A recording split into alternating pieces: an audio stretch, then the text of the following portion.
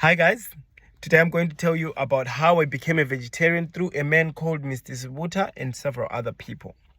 So when I was at Solusi High School, one of the things which we had to do was we were assigned different departments to go and work. It was practical work. I was 13 years old, 14 years old, and it was a boarding school, so I got sent to work at the farm.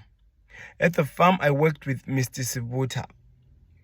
Now, if the school I went to is Solusi Adventist High School, right?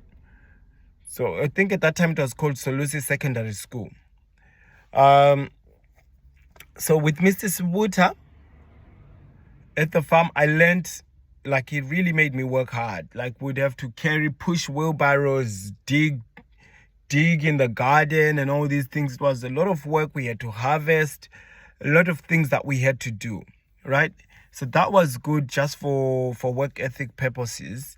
I think maybe I should probably stay there a little bit longer. It was great. And then after that, one thing in an Adventist school is they promote vegetarianism, right?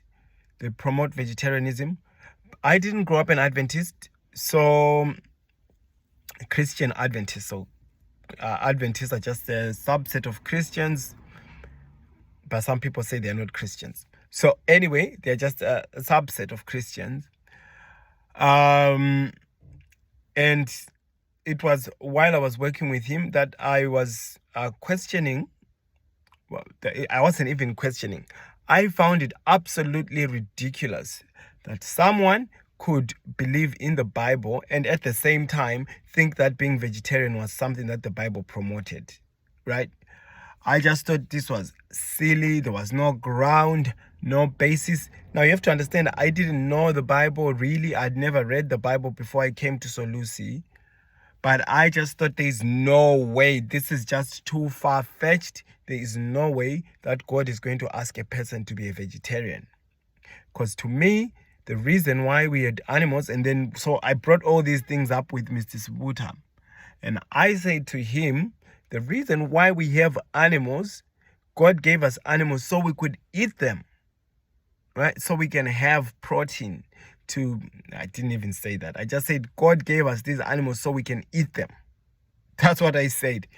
I was 14 years old, so maybe it was a stupid argument, but that's what I said to him. And then he showed me from the Bible. He started from the book of Genesis, chapter 1. He showed me that God created human beings to be vegetarian.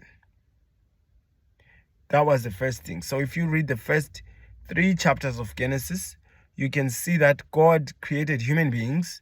According to that story, it says God created human beings to be vegetarian, right? And then human beings disobeyed God. They were naughty, whatever word you want to use. And then God expanded their vegetarian diet a bit to include include vegetables, right? But that was it. That's what God gave people at the beginning. Well, you can't begin to understand the shock I had in my head when he asserted that. I don't even know that I went to check it out. But when he asserted that, it just was something else in my head. That's what had happened. And then he talked about how after the flood, according to the Bible story, after the flood, God then gave Noah meat to eat because all the animals had been killed in the flood. So because the plants had been destroyed in the flood, right? So there wasn't enough food, so he had to eat something else.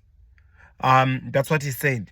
And that was a shock to me that people, according to the Bible, people started eating meat after the flood.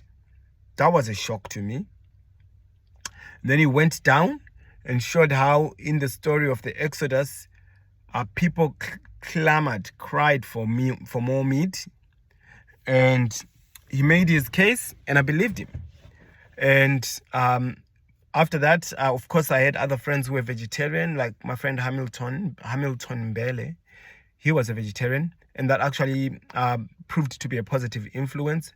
So it was under the shock of discovering that God did not make animals to be eaten according to the Bible.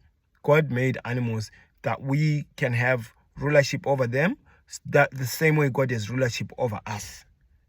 It was under that realization that I became vegetarian.